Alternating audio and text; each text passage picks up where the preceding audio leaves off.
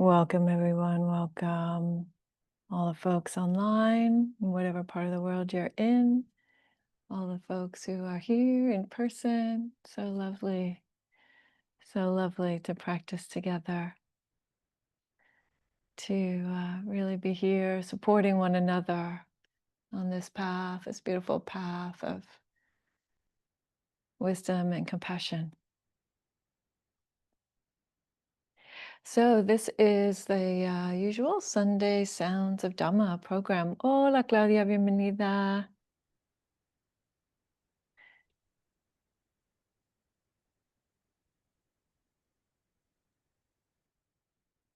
Bueno, para los hispanohablantes ya pueden elegir la interpretación simultánea en español en el menú bajo el globito. Muy bien. Y muchísimas gracias a Claudia por eso. Eso es un abrazo. Okay, so as I was saying, this is the Sunday Sounds program. There's Spanish interpretation. Thanks to Claudia. And yeah, so our usual Sunday program is about 25 or 30 minutes of guided meditation. And then I give about a 30-minute or so talk on the Dharma and Buddhism. And then we'll have plenty of time, up to 30 minutes and sometimes for questions, reflections, comments, and dedicating the benefits to the awakening of all beings at the very end. So that's our plan for the day. And just a couple of announcements before we get started with the meditation part of the program. So there is brunch today, and even if you hadn't planned on staying, you're all welcome to stay for brunch.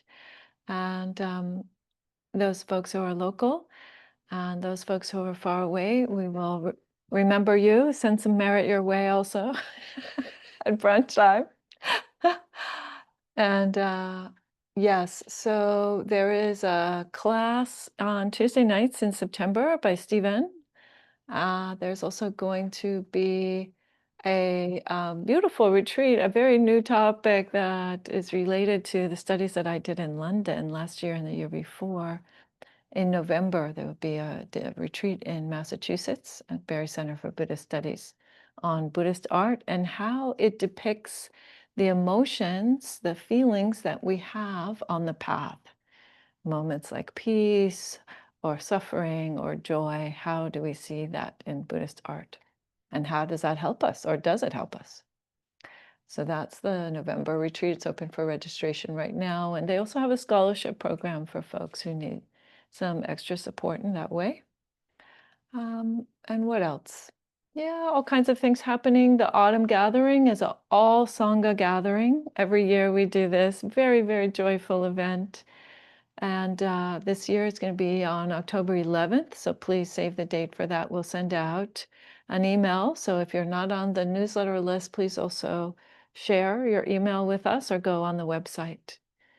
And all right, that's all the announcements for today. Welcome, Mark. So we'll just go ahead and begin with a guided meditation. And I like to begin always by establishing our posture. So the relaxed, balanced, and upright posture for meditation. Maybe beginning with some movement, some rocking, or moving the head, just to loosen up any tension that you can let go of right now.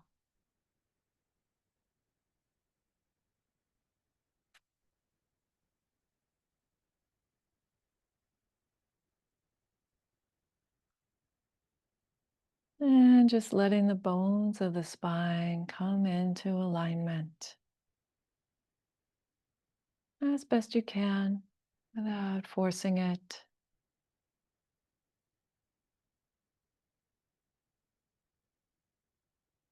letting the bones support the weight of the body.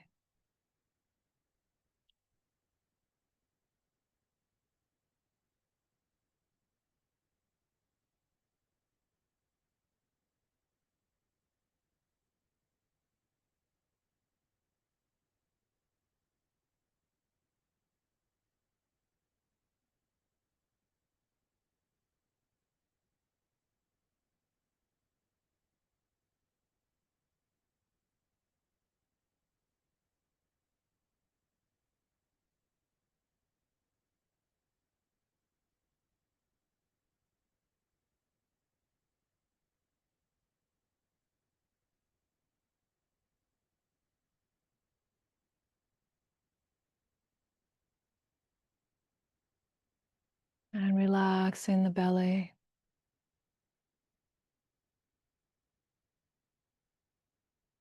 Allowing the body to continue to settle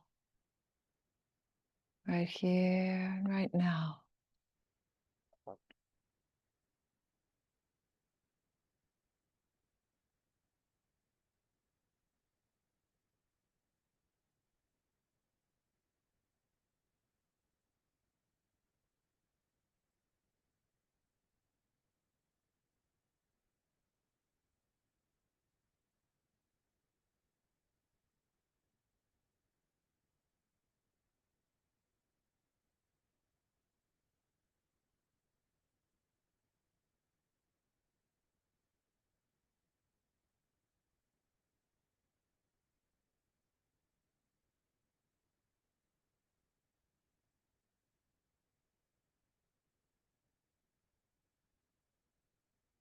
Softening the eyes.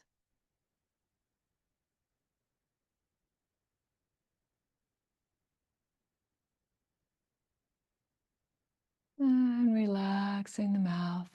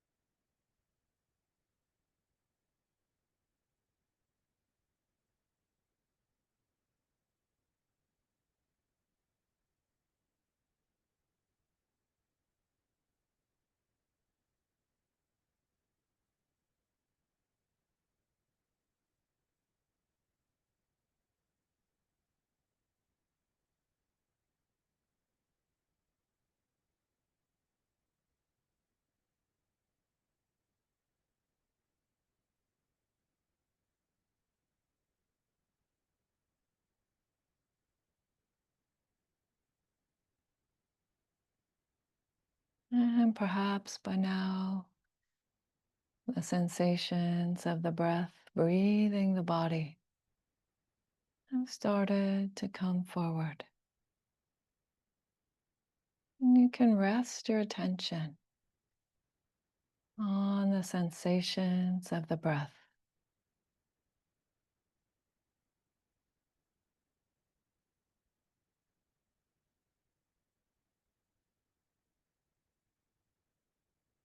Anywhere you find them is okay. Maybe in the nostrils or at the tip of the nose, in the throat or in the chest.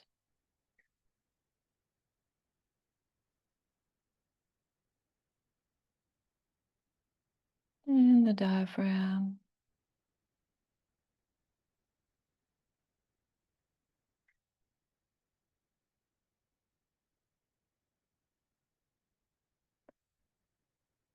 Or all the way down in the lower abdomen, feeling the echo of the breath. Any place is fine.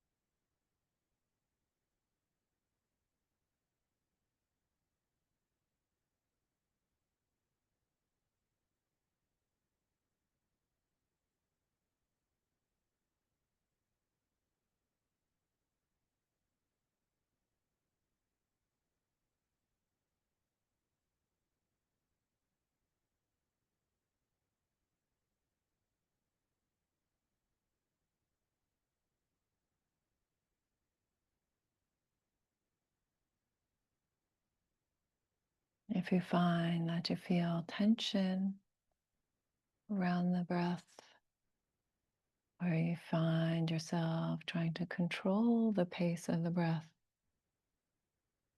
then it might be best to move your attention down into your abdomen. Just feel the movements there.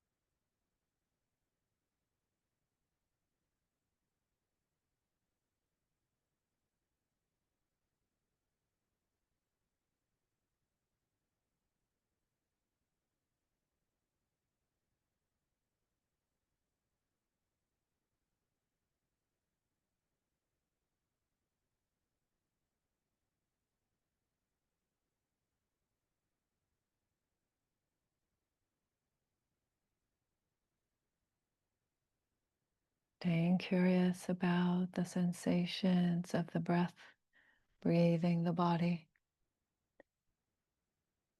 even as all sorts of other thoughts and sensations might be arising.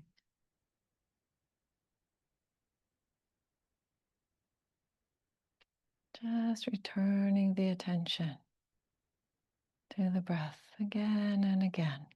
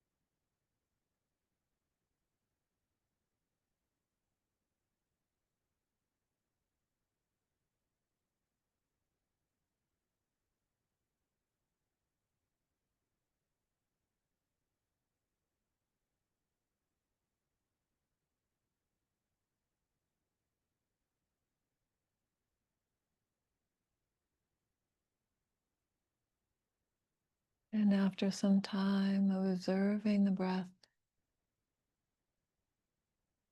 you might also check in for any pauses between the parts of the breath.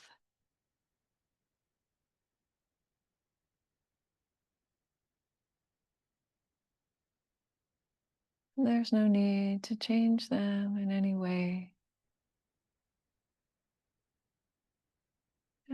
Just notice, just rest the mind in those natural moments of stillness between the inhalation and the exhalation,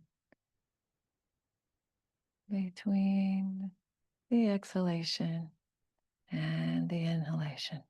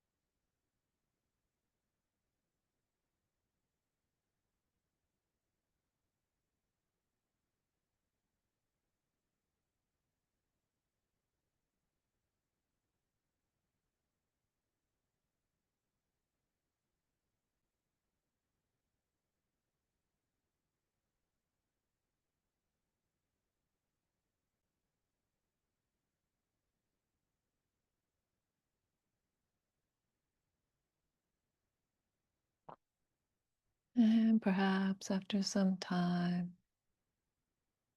of observing the breath and the pauses between the breaths,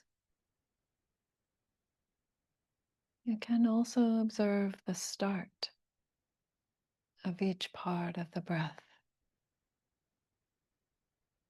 Those moments where impermanence is very clear. The shift from stillness into movement.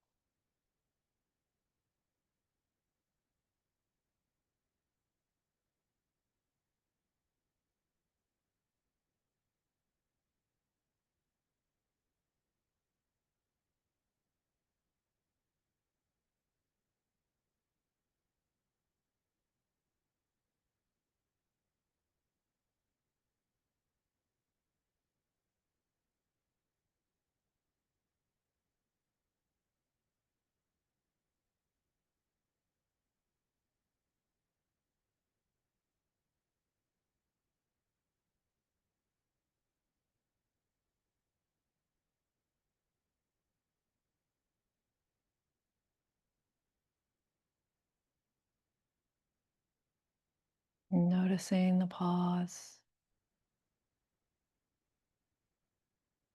noticing the start of the breath,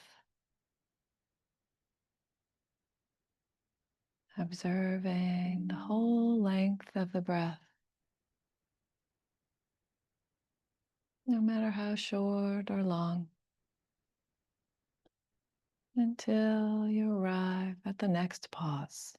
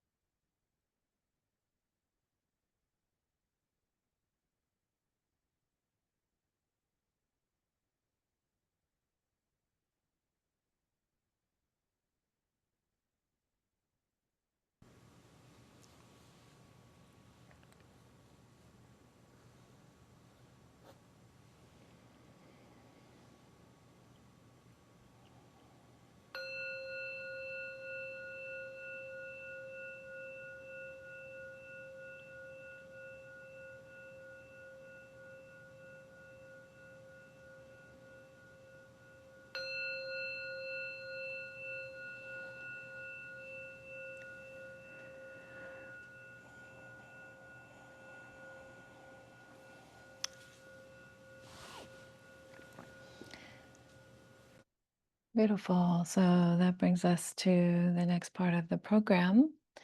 And as usual, I want to begin my talk with the homage to the Buddha. And here we go. Let me bring it up on screen for everyone. It's actually the homage to the Buddha, the Dhamma, which means the teaching or the truths that those teachings are pointing to, and the Sangha, the great, vast, wide community of practitioners. So folks online, you can feel free to chant along. Please keep your mics muted. And this is in the ancient Indian language of Pali. So if that feels unfamiliar, you can also just feel free to let it wash over you. Namo tassa bhagavato arahato samma sambuddhassa. Namo tassa bhagavato arahato samma sambuddhassa. Namo tassa bhagavato arahato samma sambuddhassa. Buddhang dhammang sanghang namasami.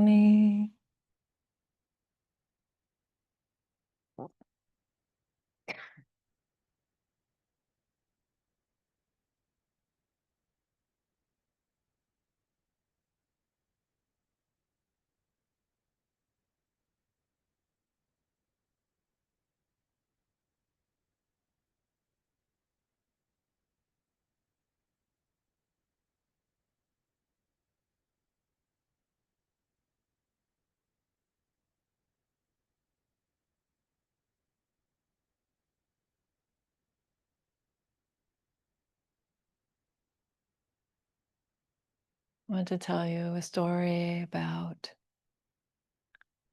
some events from a very long time ago.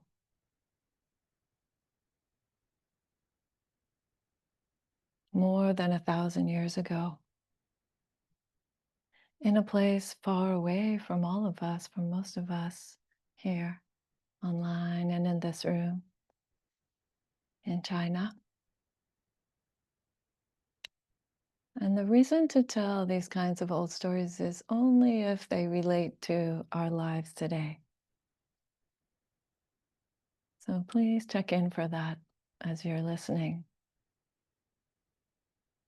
What does it mean to you today?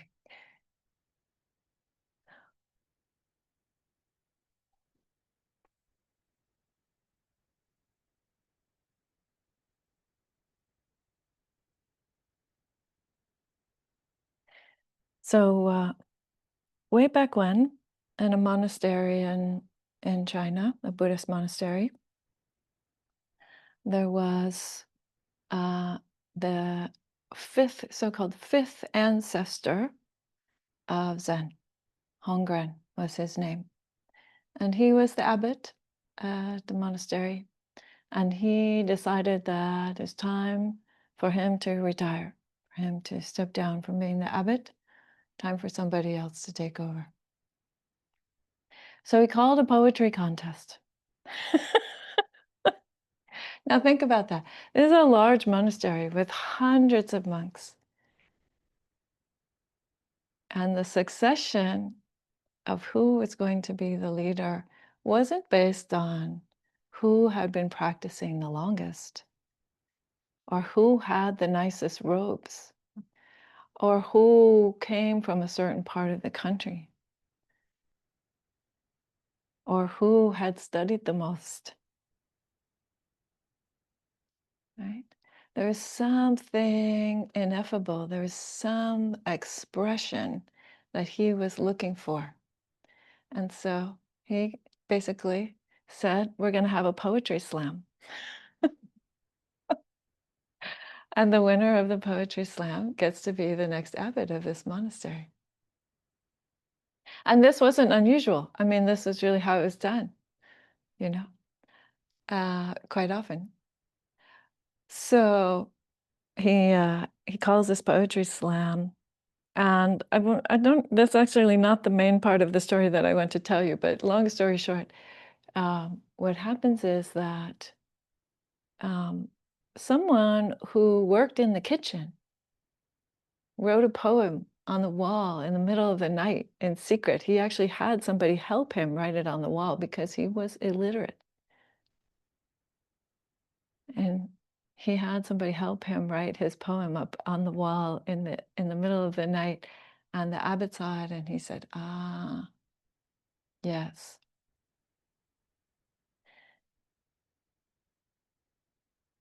And so he calls this person into his quarters in the middle of the next night and gives him the succession.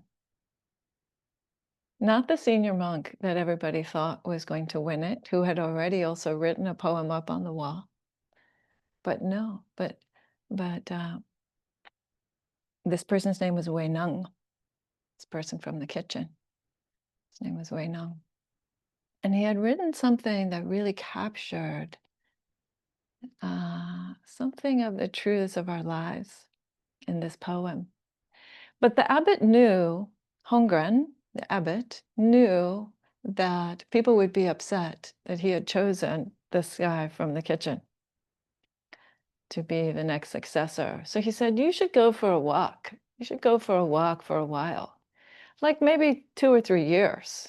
Go for a walk to give people time to really take in this change and really understand, why this is happening. So here it is, the middle of the night, and Huineng sets out with the abbot's robe and bowl as his proof of the succession, but also because Hongren told him, you need to give people space to take this up. And sure enough, the next day when people found out, when all the other monks found out, they were pretty furious. They were pretty upset. They set out, it said more than 100 of them set out to chase him down because they thought that maybe he had stolen the robe and the bow from the abbot. And how could he possibly be the next abbot? Somebody who had run away in the middle of the night. And maybe we've all felt like that. Who is this fool who got this big job?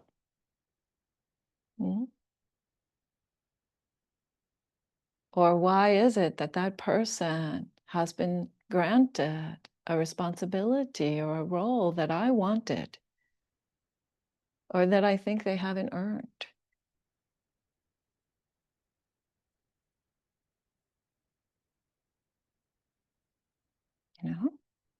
Sometimes in the Dhamma, we see somebody else's practice and we feel like, wow, I don't know what's going on with that person. Or we see somebody's practice and we think, wow, I really want to be like that. So we make all kinds of ideas and judgments about each other. And it may or may not be helpful. Because in the end, the abbot saw something in him, in Huineng, saw something very, very important, very precious in him. So I'm going to tell you a little bit of the story of when his Dharma brother catches up to him, because this is, I think, one of the most interesting teachings from Huineng. And it's captured in a collection of koans. So koans are ancient stories of the past, of Zen in the past. They are not riddles. I promise you that. They are not riddles that are intended to somehow break your brain. That's not the way. That's not what it means. But they are pointing at something ineffable, something beyond analysis. And that's why these stories have come down to us after all these years. So Huineng actually lived in about the 7th century, late 7th century, early 8th century. And this is a collection of koans, which I'm using Thomas Cleary's translations. There are many, many translations. It's Thomas calls it the no barrier. It's also sometimes called the gateless gate. I really kind of prefer that translation of the title anyway, but Cleary does a lovely job. I should say he's passed now, Thomas, recently, actually, in recent years, but he's an excellent translator. And so we can, because I don't read Chinese, we can rely on Mr. Cleary's assistance here. And this is koan number 23 from that collection of the Gateless Gate. And so the story goes like this. The elder, so Huineng, the new abbot, is being pursued by his brother. His brother is Wei Ming, or we'll just call him Wei Ming, just to keep the two clear, easier to follow the story. So he's being pursued by Ming, and Ming had been in the military, so that's why he catches up to him first, because he's able to navigate the mountains and actually track somebody. And Huineng sees him coming in the distance. And he puts the robe and the bowl down on a rock. And as Ming is coming, he approaches, and Huineng says to him, "Take it. Take this robe and bowl if that's what you came for. It wouldn't be proper to fight over it." So already he's giving a teaching, right? Already he's giving his Dharma brother a teaching. That it's not the robe and the bowl, actually, that make him the successor. It's not the robe and the bowl that make him the wise person who will be the next abbot. And he knew this in part because of his own life history. So Huineng had been from a very poor family. He was illiterate because he had to collect wood and sell wood in the marketplace instead of going to school as a kid. His father had died when he was very young, and his mom didn't have really a way to support the family very well, and so this is what he did. So that's why when he arrived at the monastery, he had on the clothes of a poor person, and he had the speech of someone who hadn't been very well educated. And yet he was received, right? He wasn't turned away. He was also from a part of the country that there was a lot of discrimination, actually, about people from that part of the country. But the abbot had accepted him in a particular way, right? In a particular role. But he knew from his background that it's not the clothes or the accessories that make us who we are, that define our spiritual life.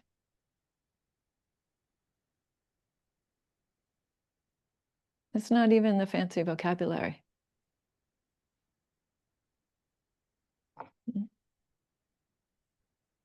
So it's said in the story that Ming arrives, Ming tries to pick up the bowl and the robe, but he can't.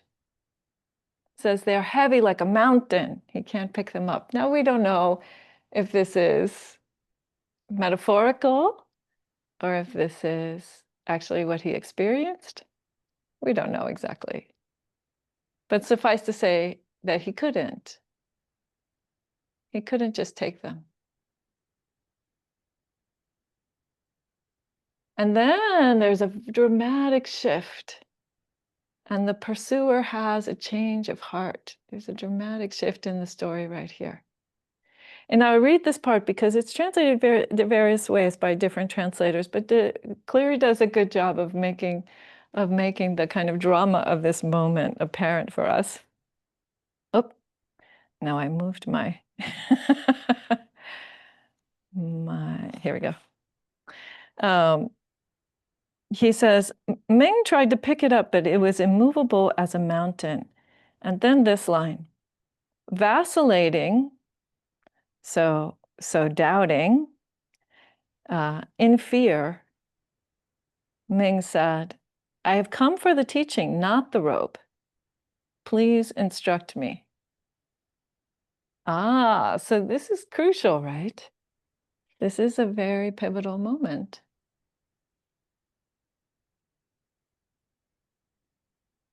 And so Ming does a very wise thing, which is to listen to his fear.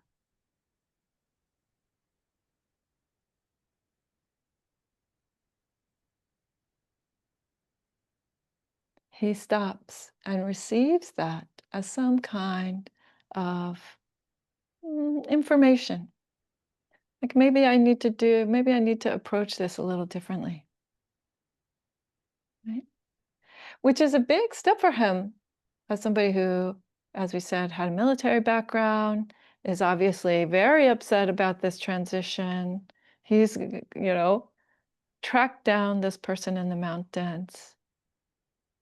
There's a big shift in that moment. And maybe it's come for different reasons. Maybe he realizes in that moment that taking the robe and the bowl would actually be breaking the second precept. It would be breaking the precept of taking what's not given. Because even though Huineng has said you could have it, it doesn't rightfully belong to him either, to Ming. Right? So maybe that fear is some alert, like, oh, I'm about to break a precept. I'm about to do something that's not quite ethical. Mm-hmm. Or maybe he's realizing that by standing here challenging his Dharma brother, who does have the robe and the bowl and has obviously received some kind of recognition from their mutual teacher, that he's actually questioning his teacher's judgment. Right? He's actually potentially going against what his teacher's wishes were. So there are all kinds of reasons, we don't know exactly, but he lets that doubt and that fear actually inform a wholesome turn. And that's a beautiful example for us. That's a beautiful role model for all of us. When does doubt and fear, or doubt and envy, or fear and envy when do they become our teachers? When do we allow them to turn us toward something beautiful and something wholesome, like asking for a teaching? Nice. Nice. Good job, Ming. And sure enough, Huineng responds. Right? He says, oh, okay, I'll give you a teaching. But as is very common, he gives a teaching in the form of a question. You thought you were going to get the answers, but no, you're going to get a question instead. Right? And the question is, without thinking good, without thinking bad, right now in this moment, what is your original face? So I'll say it again, without thinking good, without thinking bad, right in this moment, what is your original face? Hmm?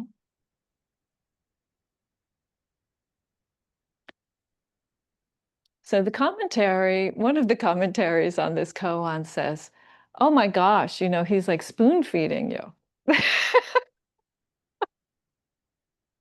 I thought, oh, that's very funny because most of us don't look at that question and think, oh, the answer is obvious. Do we not? Right? But so there are three parts to the question, 3 pointers, if you will, that are happening here. So the first pointer is this not thinking good, not thinking bad. Right? So he's saying, for a moment, set aside your judgment. Set aside the discrimination of things in the world. that subjective way of viewing everything, of putting everything to the side of what's good for me or what's not good for me, or what's okay or what's not okay. Right? He says, not something like that. It's not a judgment that I'm asking you to make. And the second part of the pointer is right in this moment. Why? Because the teaching is not something that lives in a dusty book on your shelf or that happened 1,000 years ago, or that even is someplace hidden in the robes. The teaching is expressed right here, right now.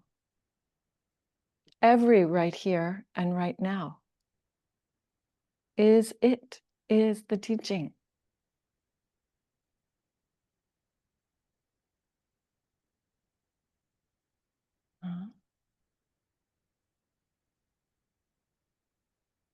And then the third part, this question of original face. Right? Original face. It's a very, is a not a way that we, like I say, most, excuse me.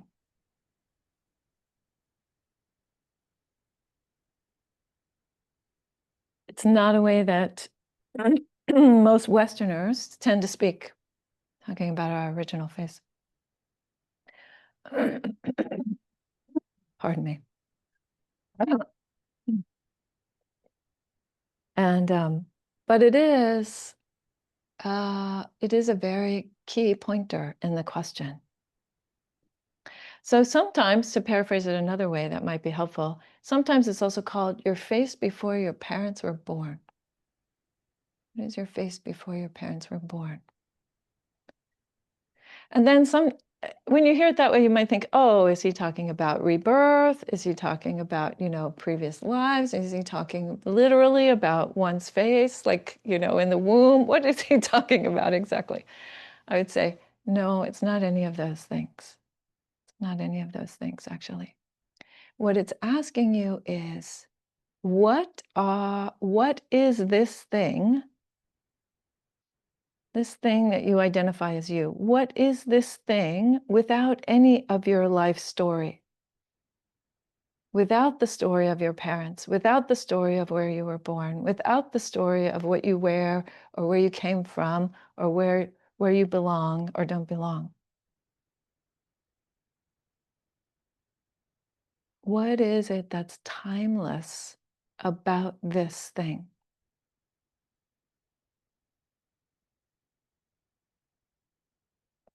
That's your original face. So usually in Buddhism, we don't talk about people as being timeless or eternal or beings. We talk about principles as being timeless.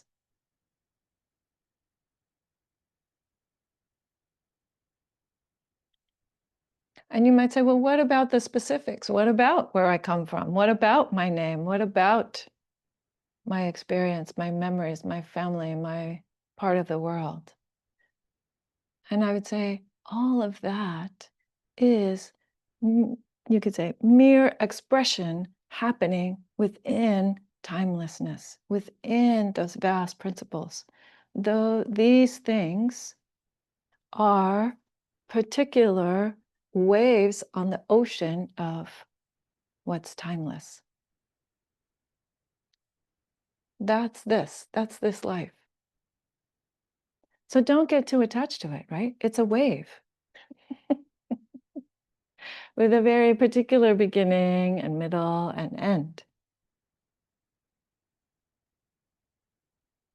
But what Huineng is asking his Dharma brother to see is to see the ocean, the principles that are expressed here that are completely timeless.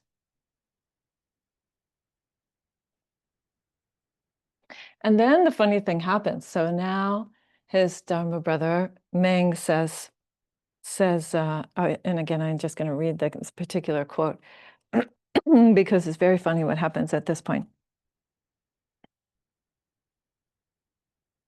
So Cleary translates this as saying, Ming immediately attained great enlightenment. Okay, he had some kind of an insight. But then, and I laugh at that because you'll see in the next question, his whole body ran with sweat. Okay, great, thanks for the details. Then this, in tears.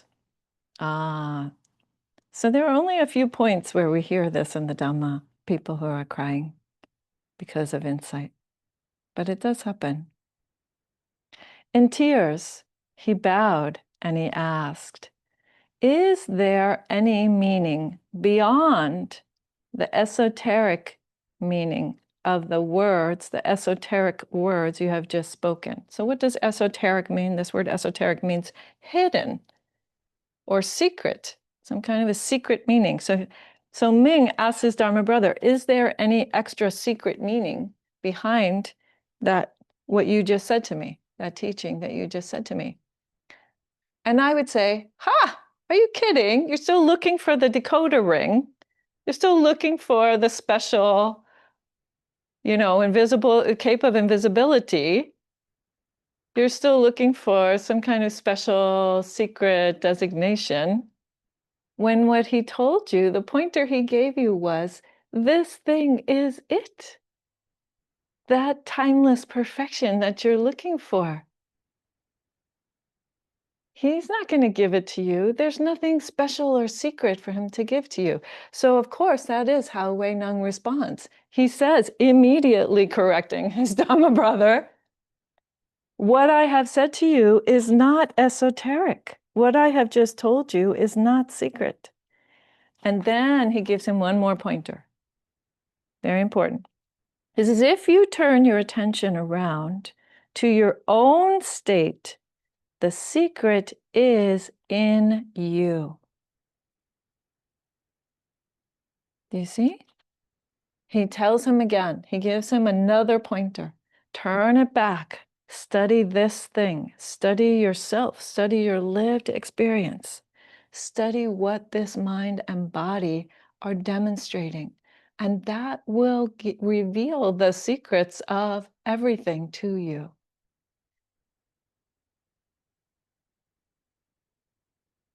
Because again, we are the waves on the ocean. So we must be able to know the ocean by studying ourselves.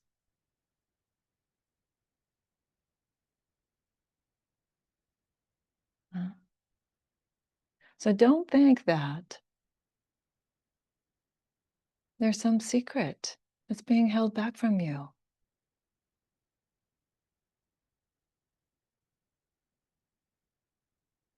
Mm-hmm.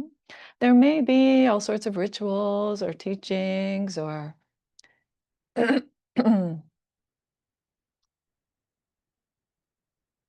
bowls, robes.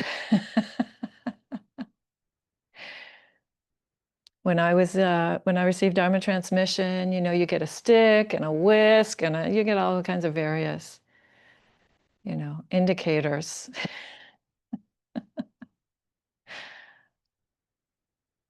But all that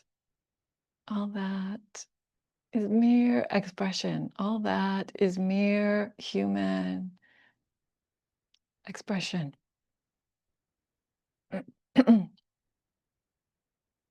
It is still up to us, up to me, to know that timelessness.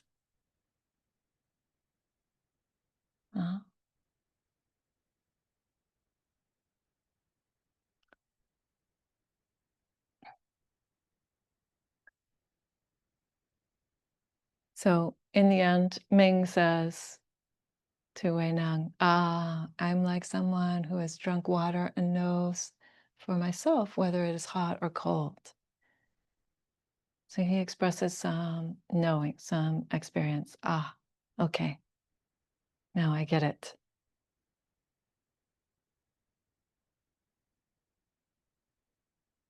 And interesting, right? This very, very simple simile that he uses, incredibly simple. To drink water and know whether it is hot or cold.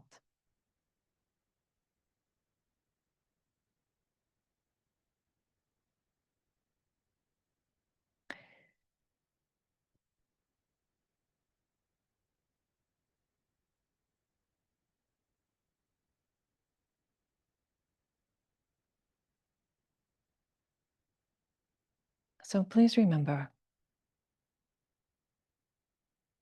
that the Dharma abides right here, right now.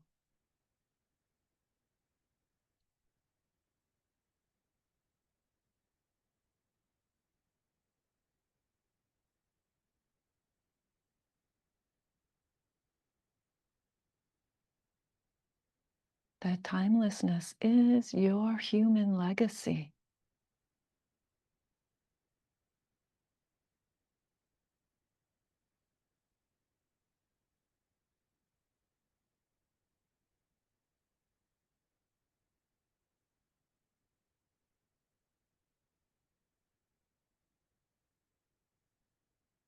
Whether you're ready to see it or not.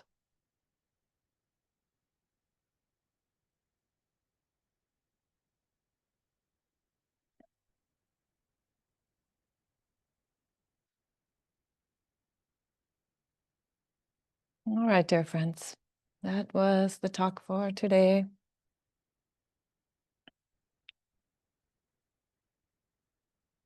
And that means that it's time for some questions, comments, reflections on the talk, on the story about Huineng and Huiming, on the meditation that we did, on the breath, or anything else that's up with your practice these days.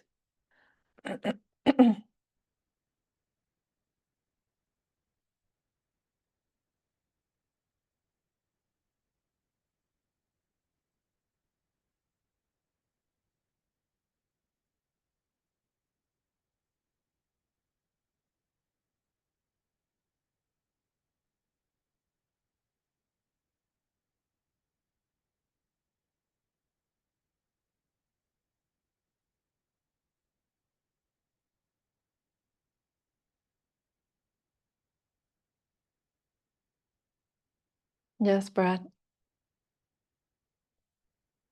Please unmute yourself. There you go. I tried to wait them out. Yeah, so a couple things come up for me. One is recall hearing or reading that Ajahn Chah once said that if you have not wept in your meditation is yet to begin. And we tend to have a lot of aversion to that, especially if we feel so exposed and vulnerable. But feeling exposed and vulnerable is what we got to do. Yes. And the other thing that I was thinking of, and I've never thought of it from this angle before, but from Huineng's angle, I think he would have been just as happy to say, okay, I'm leaving the robe and bowl right here. That level of humility and non-attachment to forms, and thinking of I forget which Zen master it was who he was asked to take over a temple and he refused and ended up living for a number of years as a beggar under a bridge. That story. Yep. Yep. So also to have that depth of insight into yourself that, no, I'm not ready yet, actually. I want to go deeper, or I want to be more stable in this practice. So anyway, just wanted to share those couple things. Thank you, Brad. Thank you. Yeah, this going back to your first comment, this idea of being deeply moved by our practice, right? That is, there's nothing wrong with that. There's nothing, sometimes we can really, have a strong preference for peace or something that seems like it's calmer. But actually being deeply moved by your practice is very also important, very, very, um, it's a way in which the teachings can become really profoundly received. Mm. So yes, tears during practice, tears during meditation is very common. Um, in fact, when I moved into San Francisco Zen Center way back when, it was one of the things that was very noteworthy to me. I mean, I'd been practicing there and meditating there already very, very consistently for a long time. But for some reason, when I moved in, became more aware, like, oh, wow, people cry during meditation quite frequently, especially during intensive retreats. Something is happening and uh, you're faced with yourself, you're faced with um, the tendencies of your mind, the feelings in your body, and uh, and fewer distractions, and somehow there can be a release or a receiving, either way, that that is accompanied by tears, and that's all good. That's all fine. But I do caution people sometimes, if you are experiencing depression or if you're experiencing um, something, some kind of crisis in your life or something very, very painful, um, you have to be careful that um, tears and meditation, if it's spiraling down and down and down into deeper, into more pain, then I would say that's not a good idea. It's best to get up and do some walking meditation or some chanting or something else that's going to help you kind of move that through the body rather than sitting still. But if you're sitting and tears come and that feels like relief or release or insight, then yes, then I would say stay sitting and really be with that. Yeah. And yeah, Huineng has what a degree, an incredible degree of humility, right? And also, it's funny hearing your reflection there, Brad. I think, oh, just like the Buddha, right? Like this is going to be quite troublesome, this taking up this role now that I've been given is going to be quite troublesome. You want the rope and the bowl, by all means, have it. As it's said in in the stories that the Buddha told about himself, according to the records that we have, right, that after his enlightenment, he enjoyed the bliss of enlightenment for about 7 weeks on his seat before really getting up to go and teach. And that happened because of a conversation that he had with a celestial being who said, no, no, you must go. And he said, well, I've reflected on this and I think it's going to be quite troublesome, which it was. People tried to kill him. People, complained to him. People cussed him out. People chased him around, to hear his teachings and so on. All kinds of things happened. But yes, Stig, I see your hand. Beautiful. Please unmute yourself there. Yeah, interesting. I was ha having a hard time raising my hand after Brad's reflection. I wanted to comment further, but I was Mm, getting a lower hand as the icon on my computer. So there's mm, something really wild happening here. But what I wanted to comment on the tearing is I have gotten very attached at times to the crying, feeling that this is an insight. So there are all kinds of levels of insight, and the attachment mm, to the insight is mm, sort of related to the quality of the tearing that can only be realized in retrospect, it seems. It's just a very Interesting. interesting, yeah, yeah. So, Yeah, yeah. and this actually leads into something I observed during the guided meditation. Mm, I was noticing that suddenly my head had lowered itself, mm-hmm, and I was realizing in retrospect that whenever that was happening, there was an unpleasant feeling associated with the lowering of the head. mm, That was coming in retrospect too, that insight. And so mm, I was mm, like, it took a while to just really recognize that because I didn't know why I was so tired. I had a good night's sleep.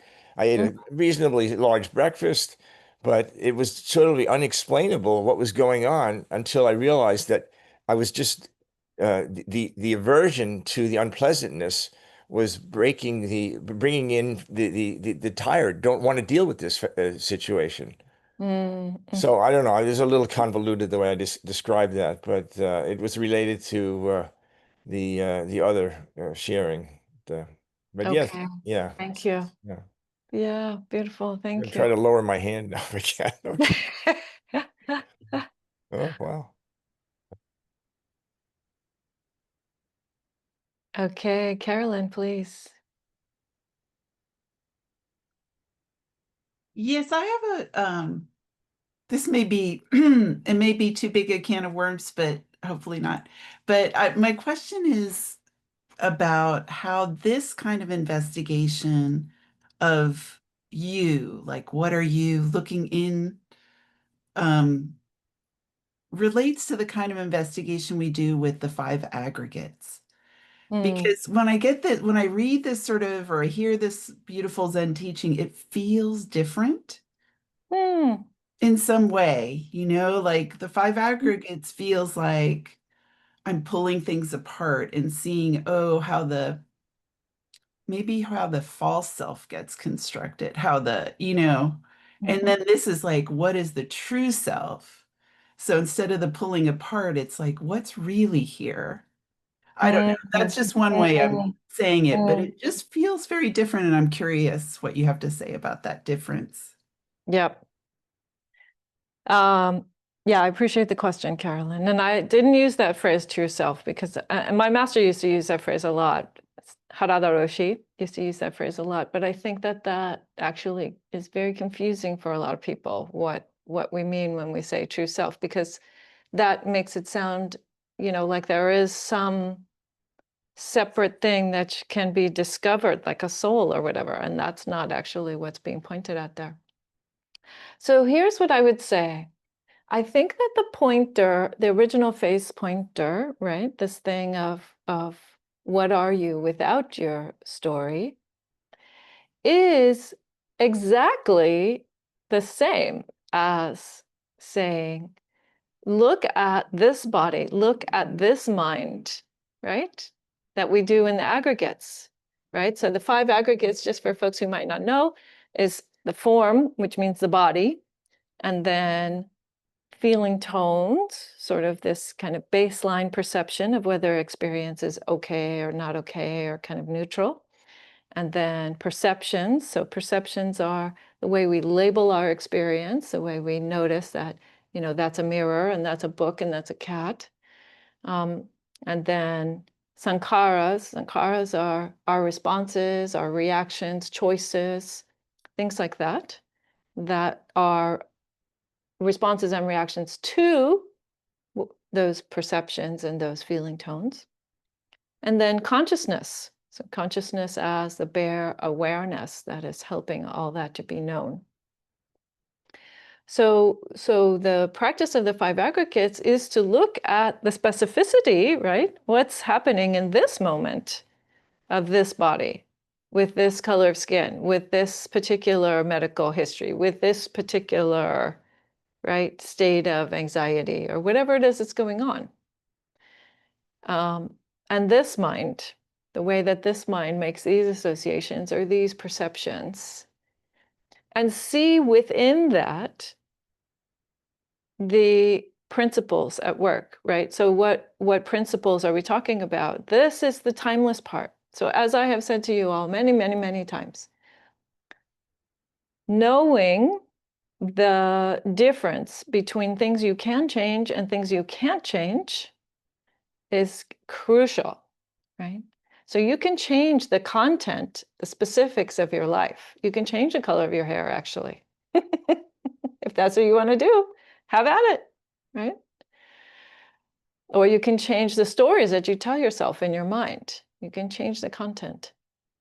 But you cannot change the principles, the way that these things work, the process nature of it, the conditional nature, the fact that conditions fit together and they cause certain things to arise or certain things to cease, right? The interconnection that creates, so impermanence, dukkha, meaning kind of the unresolved or the ungraspable, you could say, nature of things, right? Is that true about ourselves? Is that true about what we're seeing with the five aggregates? Definitely, right? And the non-self aspect, right? And by non-self, we mean this kind of interdependence or this kind of conditionality. Yeah. So these kinds, or like you can see, perhaps if you're looking, you can see the function of karma and the way that karma is playing itself out, right? You say something nasty to someone, and that person responds back at you with something nasty, and that might be your karmic resultant, right? Your vipaka, as we would call it in Pali. So these are the kinds of, you could say, universals that the five aggregates are showing us in this particular specific form. And that's the insight that both of these teachings are trying to call out, that the universal and the specific are not different things, or even like different layers or different, this thing is a specific instance of the universal. Or I think, who was it that said, was it Suzuki Roshi? Suzuki Roshi was the founder of San Francisco Zen Center, and I think it was Suzuki Roshi, or maybe it was Katagiri Roshi. Anyway, one of the Japanese teachers, early Japanese teachers, I believe, said, you are the universe in the form of you. You are the universe expressing itself in the form of you. Right? So all of these things, I believe, are pointing at that same truth.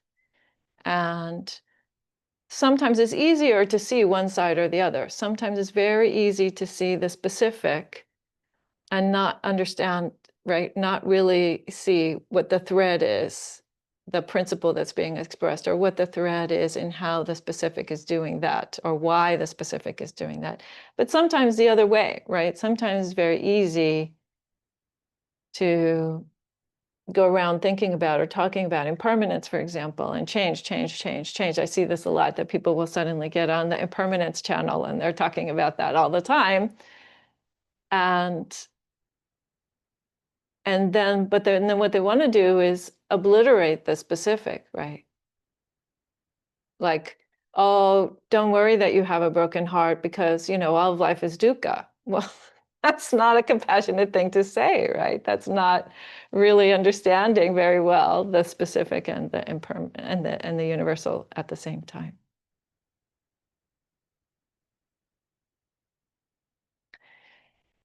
Stig, you have your hand up again, and I'm just going to check in with some other folks who haven't spoken yet, and then we'll come back to you. Anybody else? Folks in the room, we have a chance to ask questions or reflect, or anybody else online? Claudia, ok, déjame, te quito de la interpretación para que puedas hablar con todos. Hello, Claudia.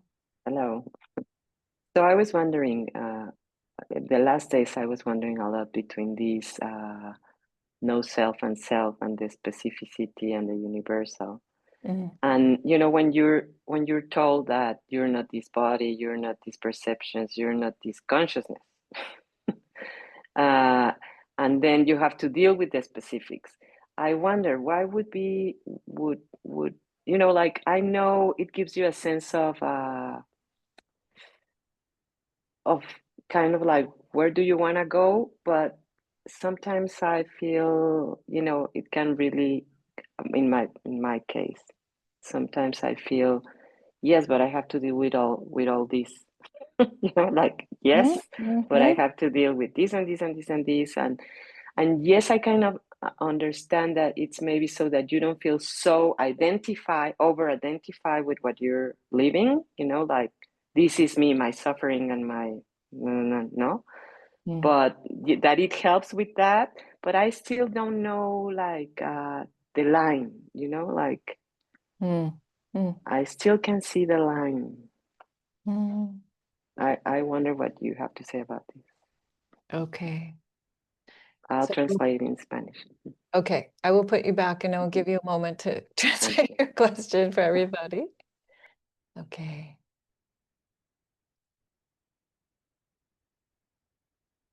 So we're giving Claudia a moment to tell everyone in Spanish about what her question was.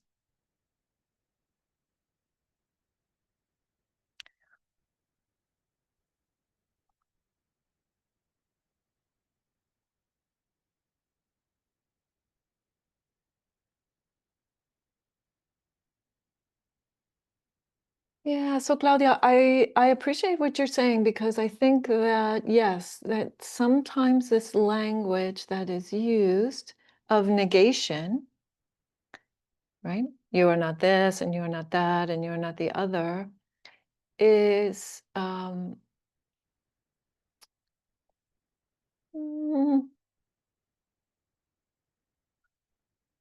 it sounds like, or it can be received as like a rejection of that stuff, you know? Or a way of saying, like, look somewhere else, not this body, or not this feeling, or not this thing that's happening to you. And but I appreciate very much what you said at the end, which is you don't know where the line is. And I will explain, and I will say something about how I understand that phrase, and maybe it's not what you meant, but I'm going to use it for a second to talk about this. So rather than saying that you are not this or you are not that, I would say something more like, is the boundary between this thing and everything else really true? Like, is there a line to be found, a line of separation between you and everything that you experience, everything that is in this body, everything that is in this mind? You know, so sometimes I have given the example of the star, seeing the star in the sky at night, right? So you go out at night, maybe you're fortunate enough to live in a place where the stars are bright enough and the lights are not too bright, and you can go out and you can see a star. And that light, the reason why you can say that you see a star is because that light from the star, from some object, billions, trillions of light years away, has reached your eye. Right? So it reaches your eye, and then the consciousness is able to attend to that. And there is a moment of eye consciousness. There's a moment of knowing, seeing star. Right? And that happens just normally. That's how you're built. But that star is trillions, billions of miles away. And yet somehow you are connected with it. And that star might not even be there anymore. In the time that it took for that light to get to your eye, that star might be gone. So you are also connected with the star across time, across a space that your body cannot traverse. Your body cannot travel to that place. And yet there is still this connection, because that's just how we're built. So I would say, when you're looking for the line, maybe it's more helpful to look for the connection. That's what we mean by non-self. We actually mean connection. That you are not alone, and that you are not an independent thing, but rather that you are completely part of the fabric of all things.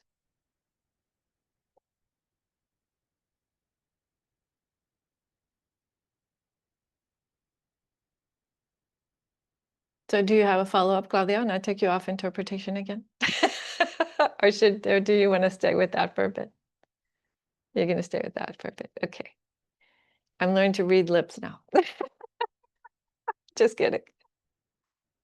Okay. So Stig, we have time for one short reflection or question at this point, and then we're going to close it up here. We're going to wrap it up. Okay, well, I have this conundrum right now on my computer. It says lower the hand, but there's no hand being raised on the icon. So I think this was another one of these synchronistic moments related to Claudia's question too. And the other thing is, I remember from my practice that at one time I felt I was the only person in the universe and felt very lonely. So I got into that space, but then, you know, it was a relationship problem that then has seemed to have loosened that whole memory. And it's a precious dialogue, precious talk, precious Sangha today. Just deep bows to you, Aya, with your teaching, and everybody else here. It's just fabulous. Nothing but good stuff. Yeah. Wonderful, wonderful. Mudita for your practice also, Stig, and for your beautiful reflections. I appreciate that. And Brad for his reflections, and Claudia for asking her heartfelt questions and giving her reflections. It's wonderful. Okay, everyone, so we have arrived to the end of our program, and that means that I am going to share the merits of our practice. What does that mean? It means, or actually, it's more like dedicating the wonderful momentum, positive, wholesome momentum that we have put into place by being here, practicing together, and exploring the Dhamma together. And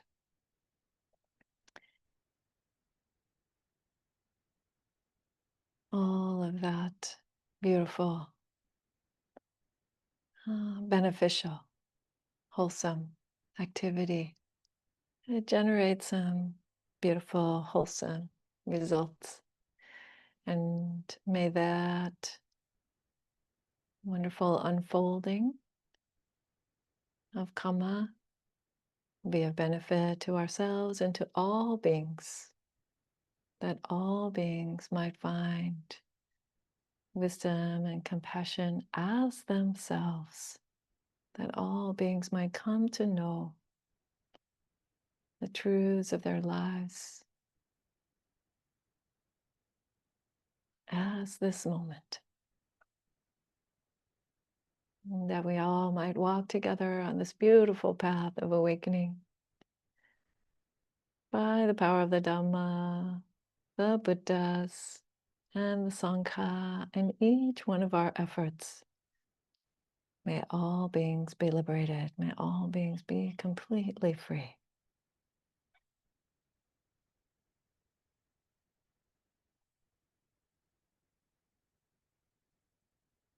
Okay, friends.